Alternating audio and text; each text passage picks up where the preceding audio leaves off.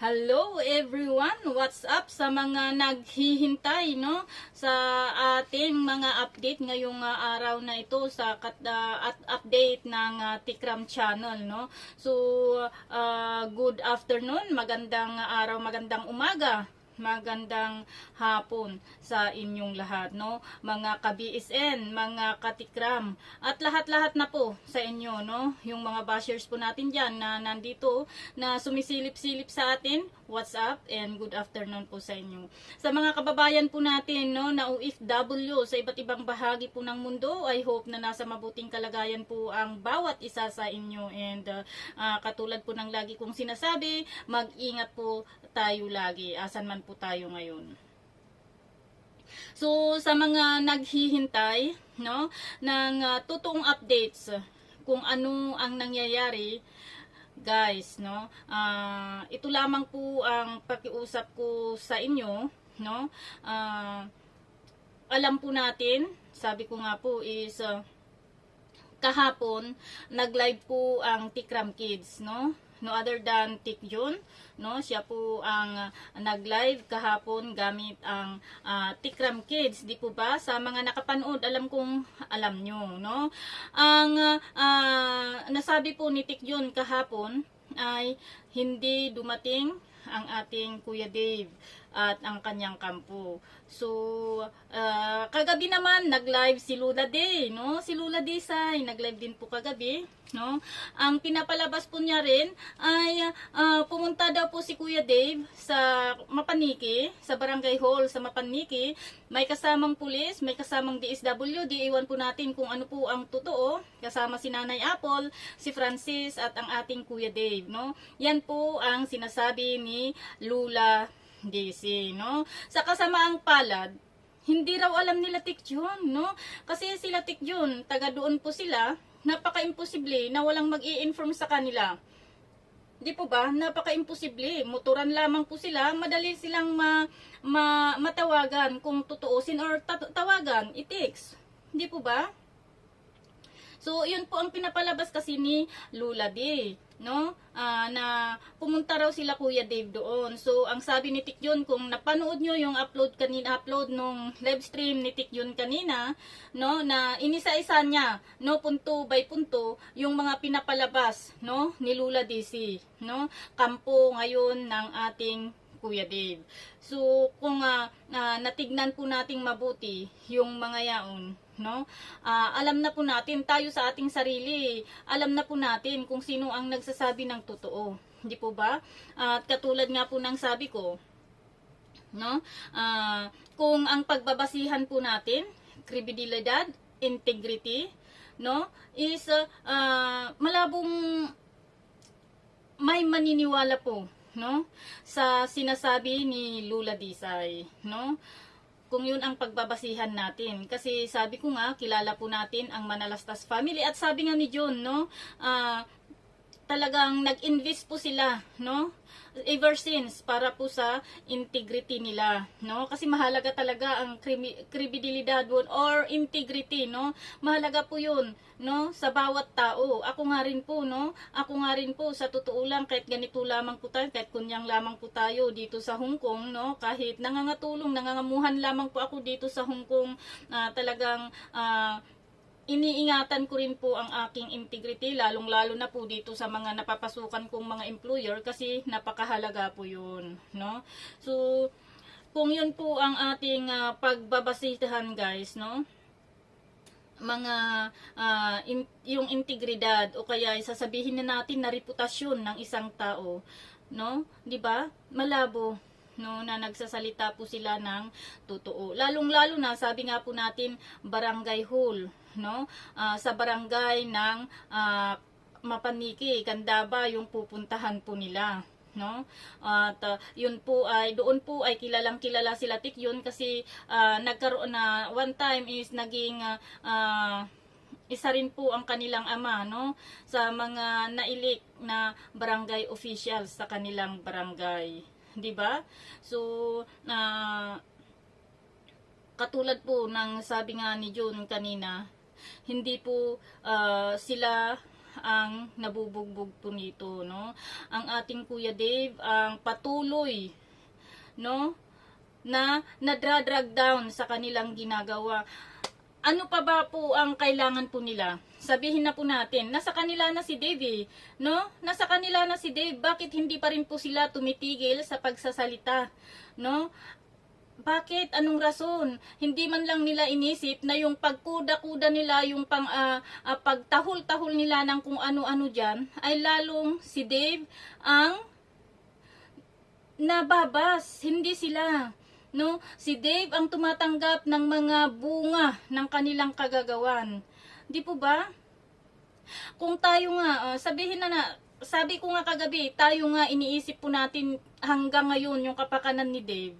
No? Iniisip po natin yung kung paano, no, ang sitwasyon niya pagkapasukan dahil nga sa nangyayaring ito. Pero sila na nasa kanila na po si Dave, parang hindi po nila maisip eh. No, yung kalagayan ng bata, 'di ba? Kasi kung may isip po sila, kung ang inaalala po nila ay si Dave, dapat isipin po nila yung outcome, yung bunga ng kanilang ginagawa. Di po ba mga ka-BSN, mga katikram, no? 'Di ba? Yun naman talaga ang unang-unang iisipin po natin, yung bunga ng ating gagawin, no? Kung may masasaktan ba, 'di ba?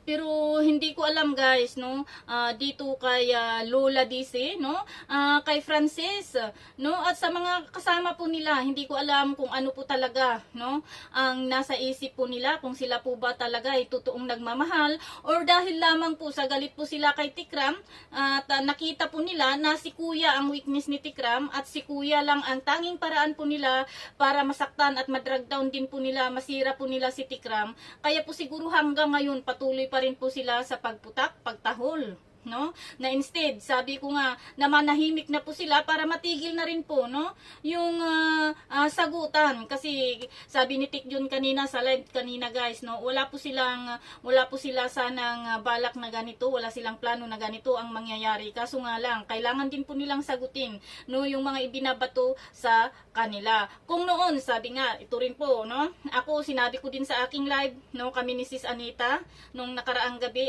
nung isang gabi, ang sabi ko, may nakita na po kami, no? Sa ugali ng ating Kuya Dave, pero bilang isang supporters, no? Kailangang pagtakpan ko rin, no? Hindi naman siya major, no? Na,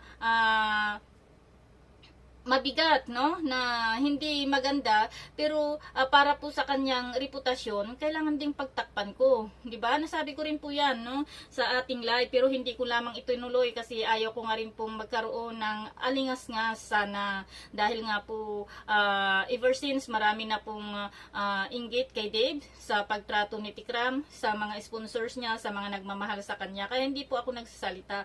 Now, tinanong po kasi, no, kung bakit daw ngayon lang nagsalita sila John, no? Bakit daw ngayon lang nagsalita sila John? Yun ang rason po ni John, no? Dahil po sa pagmamahal nila kay Kuya Dave, gusto po nilang protektahan. Iwas sa mga bashers, no?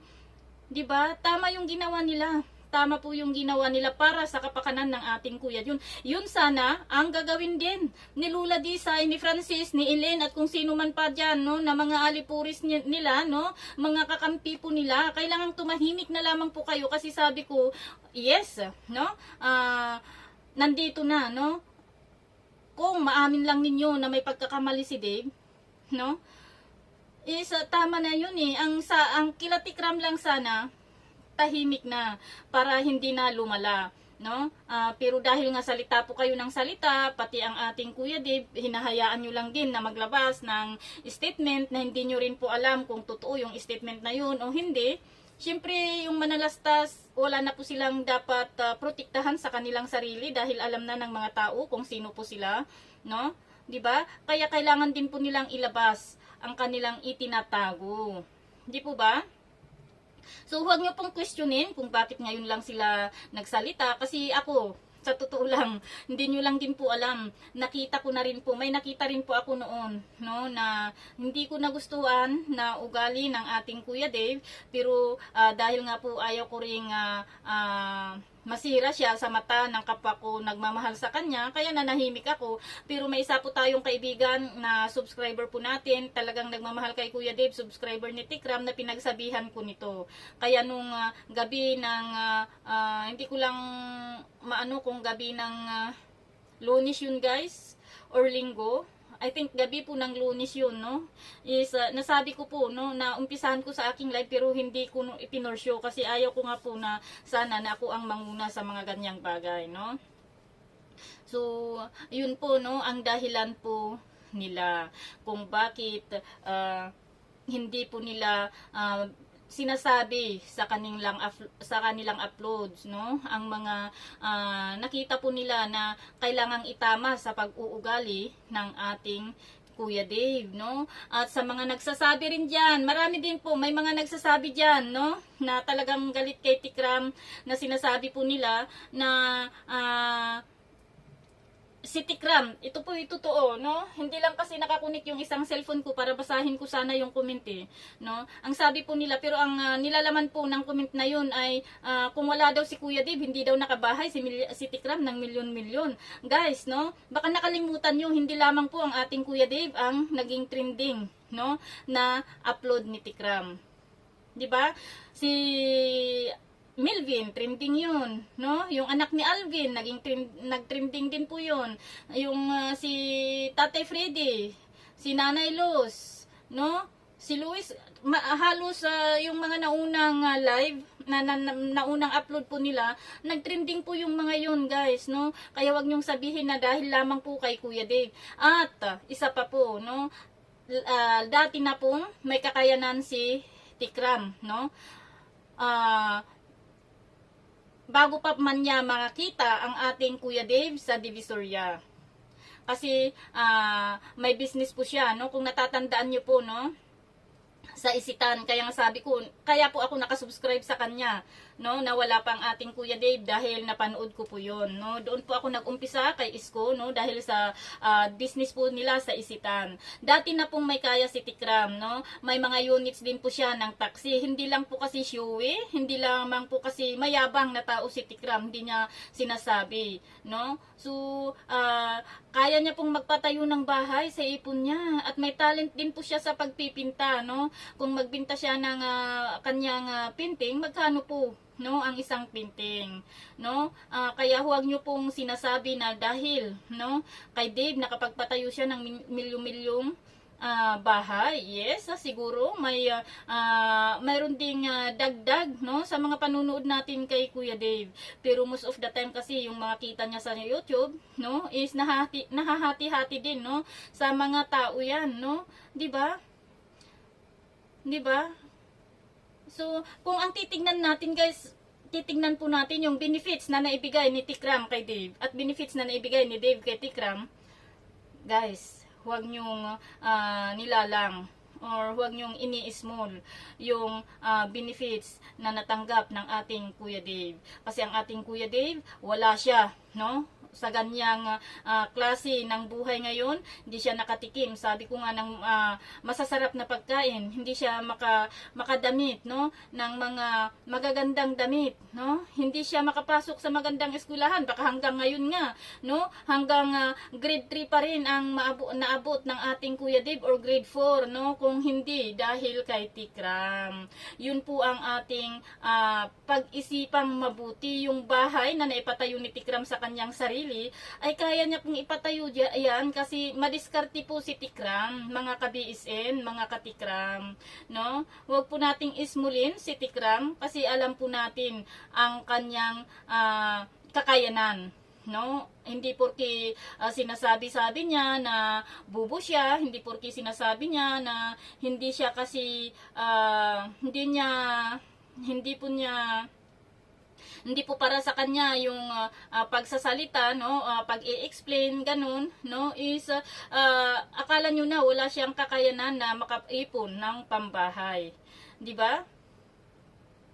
So, ayan guys, no, sa mga sabi ko nga po is, sa ganitong pagkakataon, hindi sana tayo pwedeng magkaroon ng bias, no, 'di ba? Kailangan nating tignan ang both side, no? Hindi pwedeng dahil bias po natin si Dave, yung side na lamang po ni Dave ang titignan po natin. Ako, bias po ako ni Dave, no? Sinasabi ko lagi po sa aking live na hanggang andon ang ating Kuya Dave, no? Kay Tikram, at nakikita natin na maganda ang dulot na papabuti si Dave kay Tikram. Susuporta po ako kay Tikram, no? Hindi po ako mang-iiwan. 'Di ba? Lagi kong sinasabi yan, mga ka-BSN, mga katikram, sa aking live, no? Pero dahil nga po ganito ang nangyari, wala na si Dave sa poder ni Tikram. Pero alam ko naman ang dahilan kung bakit siya nawala, no? Kaya hindi ako titigil, no, na sumuporta kay Tikram, dahil alam ko na kailangan din ng channel niya ang suporta po natin para sa kanyang misyon, no? Ang mahalaga sa akin yung misyon niya, yung mga matutulungan pa po niya, no? Once in a while, ang unang na misyon ni Tikram ay ang ating Kuya Dave. So napakaswerte ng ating Kuya Dave, 'di ba? Kasi without Tikram, sabi nga po natin, until now, si Dave ay nandun pa rin sa Divisoria, no? Hindi po natin alam kung ano po ang nangyari na po sa kanya, no? Kaya wag niyong ibalik sa akin na ganun din si Tikram, kung wala si Dave, hindi ganyan ang channel ni Tikram, no? Ang tignan po natin, sabi ko po, yung kapakanan ng bata, no? Yung nagawa ni Tikram sa bata, no? Kasi without or andyan man o wala si Dave, mabubuhay si Tikram ng masagana. Kasi madiskarting tao po yan, no? Mga ka-BSN. So, dito medyo anuhin po natin, timbangin po natin yung bagay-bagay. Huwag lamang pong isipin natin na minahal natin si Dave, di ba? Kasi ako, sabi ko nga, number 1 po ako sa nakikipagbardagulan, no? Patungkol sa mga nambabas kay Dave, no? 'Di ba? So ibig sabihin noon, yung pagmamahal nyo kay Dave, ganun din po, baka mas pa nga po yung aking pagmamahal, no? Kasi totally gumagawa ako ng aksyon, hindi lamang po puro salita ang aking binibitawan, no? Pag sinabi kong pupunta ako, kahit wala po akong time, basta uuwi ako, pumupunta po ako, no? Di po ba? Oh. Yun po ang isipin po natin, hindi lamang po kayo ang nasasaktan sa mga pangyayaring ito. Lahat po tayo na nagmamahal kay Dave nasasaktan. Kaso nga lang, ang sabi po namin, kami po, ako po mismo, hindi ko po tinutolerate kasi yung mali, no? Lalong-lalo na po na bata pa po yan, kung kailangan po nating putulin ang kanyang sungay, putulin na po nga natin ngayon hanggang maaga pa. Kasi pag tumatanda yan, mahihirapan na po nating gawin yan. 'Di ba? Huwag niyo pong itolerate, no? Huwag niyo pong pagtakpan yung mali sa isa pa pong pagkakamali. Hindi po matuturuan ng maayos yan kung ganyan po ang ating gagawin. No, mga ka-BSN, mga kasulid Dave, no, mga katikram. 'Di ba? So, mamayang gabi, nasabi ni Tikyun kanina sa kanyang live, guys, no, na magla-live po sila. So, abangan po natin. Ito po ang update, no, na aabangan po natin yung totoong update, no? Huwag po tayong magrili lamang sa sinasabi ni Lula D, no? Si Lula D wala po sa Pilipinas, no? Naghihintay lamang po siya ng balita, no, na hindi nga po daw nila alam kung si Kuya daw mismo ang nagsasabi o ibang tao, 'di ba? Kung sa sa pagsasabi na lamang din ng totoo ang titingnan po natin, narinig po natin, no, ang mga ibang bata na nagsalita na rin po, no? So siguro ako masakit mang tanggapin na ang ating Kuya Dave ay marunong na rin sinungaling, natuto na rin magsinungaling, pero kailangan po nating tanggapin ang katotohanan, no? Huwag po nating pagtakpan ang mali sa isa pa pong pagkakamali, no? Para hindi po lalong malulong ang ating Kuya Dave sa hindi magandang pag-uugali, no? Kung kaya pa po nating putulin ang sungay niya ngayon, habang mas maaga pa, gagawin po natin yan, guys, no?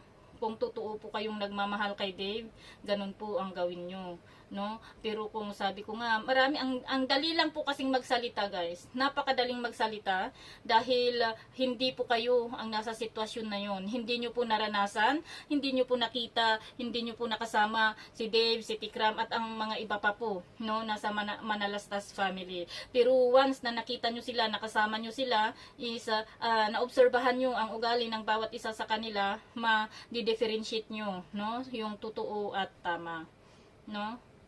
'Di ba? Hindi po ba? Kaya sabi ko nga po sa inyo mga ka-BSN, mga kasulidig, mga katikram, no? Pari-parihas po tayong nasaktan. Nasaktan ako, nasaktan kayo. Nasaktan din po ang Manalastas family sa mga nangyaring yan. So, sino po ang sisisihin po natin dito? Kundi ang mga taong nasa likod, no? Ng ganitong kaguluhan, no? Na ngayon ay sabi ng iba, hindi mo man lang makita na ipagtanggol po nila ang ating Kuya Dave. No? So, nakikiusap uli ako sa inyo na tayo na lamang po ang mag-adjust. No? Tayo na lamang po ang mag-adjust kung maari tigilan po natin yung tigilan po natin guys yung pagbibitaw ng di magandang salita para sa bata. Kasi po ang iniisip ko dito, hindi ko po siya dinidipinsahan, pero ang iniisip ko po dito guys is yung mental health, yung idudulot na di maganda sa bata. No, sa mga naririnig niya, kasi sabi ko bugbog na po ang bata, bugbog sarado na po ang bata, no, sa mga hana, sa mga pampabas natin, no. So kung maaari lamang gawin po natin ang tama. Yes, nagkamali siya, no, pero yung pagkakamali na yun, tumulong tayo na itama, no, tumulong tayo na wakwakin din yung mga nasa likod ng pagkakamaling yan, no, 'di ba? Kung sila tikram nga po ay kung maaari gusto po nilang maayos, no, na pag-usapan itong bagay na ito, no. So dapat ganun din po ang ating gagawin, no. Kung ayaw ng kampo ng ating Kuya Dave, ipagpilitan natin kasi yun naman ang tama. Kung ayaw pa rin po nila, so be it, no, 'di ba? So be it. Basta sa atin lamang, no, kung maaari lamang, no, yung pagmamahal na ibinigay ni Tikram ng Family Manalastas kay Kuya Dave ay dapat sana, kung hindi man nila maibigay ng yung ganun, no, is kahit kalahati man lang sana, no, 'di ba? Is maibigay nila, may paramdam nila sa bata. So, nakita nyo rin po nagsalita rin po si Sir JC, no? Yung naghanap kay Dave, na pinahanap ni Ninong Stephen niya noon, no? Nagsalita rin po siya, 'di ba? So, nakita nyo, yung mga sabi ko nga po, yung mga nandun, yung mga nakakita, nakasalamuhan ni Dave ay nagsasalita po, no?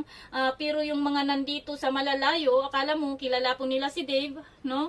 Akala mo nakita na po nila, no? Sa totoo lang, hindi ko alam kasi kung, I'm so sorry Sis Nympha, no? Nagsalita rin po si Sis Nympha, pero hindi ko na ibibigay yung detalye ng kanyang mga sinabi, pero ang sabi ni Sis Nympha sa akin, napakabait na tao ni Tikram. No? Hindi ko alam kung bakit nagawa nilang gawin ito kay Tikram. Sabi ni Sis Nympha sa akin, yung ibang detalye hindi ko na po bibitawan guys, no? Kasi wala pong permiso, no, na magsalita ako, no, nasasabihin ko na nag-usap kami ni Sis Nympha, no? Wala pong permiso. I'm so sorry Sisi, no, sana huwag kang magalit sa akin. 'Di ba? Yung mga taong pumunta kila Tikram, no, alam po nila ang pagkatao ni Tikram, no, kaya nahihirapan po silang tanggapin ang nangyari na ito, no, na nagamit ang bata na ating sinusuportahan. Di po ba? Pero pag-pray po natin, no, na sana kahit papaano hindi man kagaya dati ang magiging relasyon ni Tikram at ang ating Kuya Dave is magkaayos, no, magkaayos, or kahit hindi nababalik si Dave sa Manalastas family, basta maayos lamang ito, no, para matapos na ang kaguluhan. Huwag mo nang ipaglaban ang kagustuhan mo, Lula Disay, no? Huwag mo nang ipaglaban ang sinasabi mo na ganito, minamaltrato, kung ano-ano pang sinasabi nyo dyan patungkol kay Tikram, kasi lumalabas po ang totoo, no? Ang kinakawawa nyo lamang si Dave. Hindi po matapos-tapos ang pampabas po nila kay Dave kung hindi po kayo manahimik. Kayo po ang unang-unang tumahimik, no? Para hindi po kayo sasagutin, no? Lula Disay, kasi kayo ang nag-umpisa nito. Ayaw mong aminin ayaw mong aminin, mahirap aminin sa sarili nyo, ng bunga, ang dulot ng iyong kagagawan, no, yung mga plinano nyo, ay ito, no, pinahiya nyo si Dave sa buong mundo, kinaladkad nyo ang pangalan ni Dave sa buong mundo, di ba? Totoo po ako mga katikram, mga ka-BSN at mga kasulid Dave. Totoo po itong sinasabi ko. Ang dahilan kung bakit nandyan sa kinasasadlakan ni Dave na kumunoy ay dahil po kay Lula Daisy, kay Francis, kay Elaine, sa mga taong hinusgahan si Tikram ng ganito ganon, no? Sa mga nagplano, no? Napabagsakin si Tikram. Ngayon, hindi po si Tikram ang pinabagsak po nila, no? Kundi ang ating Kuya Dave. Sayang yung 5 taon na sinasabi po nila na mahal nila yung bata na yan, no? Yung pagmamahal po nila na yan is fake. Ang mahal lamang po nila ay ang kanilang sarili. Dahil hindi po nila inisip, no? Ang kapakanan ni Dave. 'Di ba? Marami ang nagtatapang-tapangan dito sa social media. No? Marami ang comment dito, comment doon na hindi iniisip ang kanilang sinasabi.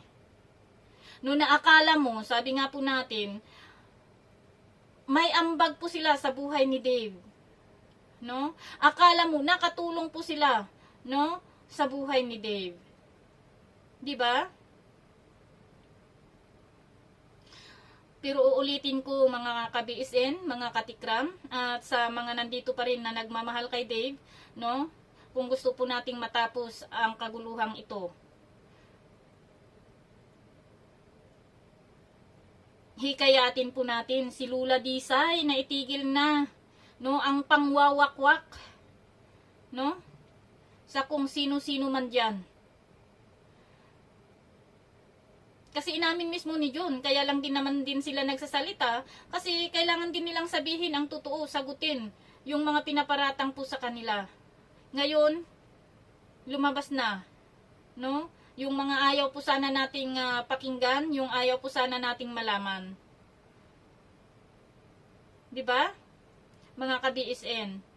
Mag-isip-isip po tayo. No, alam ko naman na yung mga nandito sa aking live, no, yung mga kausap ko every night sa aking live, alam ko na hindi po makikitid ang kanilang pag-iisip, pang-unawa. So, i-address ko po ito, no, pakiusap ko na ito sa kampo ni Lula Disay, no. Mag-isip-isip po kayo hanggang maaga pa po. Huwag niyo pong lalong ilubog si Dave sa kahihiyan, no. So, ayan lamang mga ka-BSN, mga kapwa ko nagmamahal, no?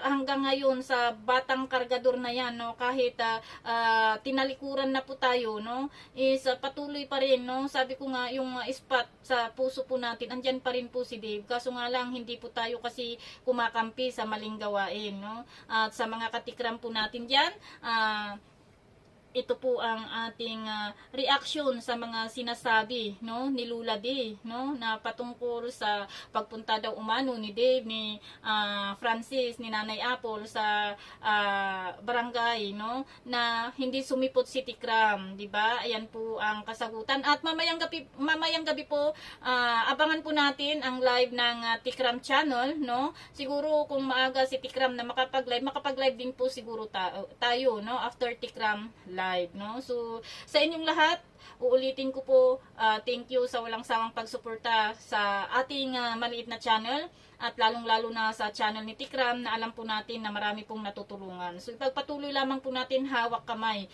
na suportahan si Tikram, no? Sa ating lahat, thank you very much. At ingat po kayo palagi, guys. God bless and see you again tonight. Bye po.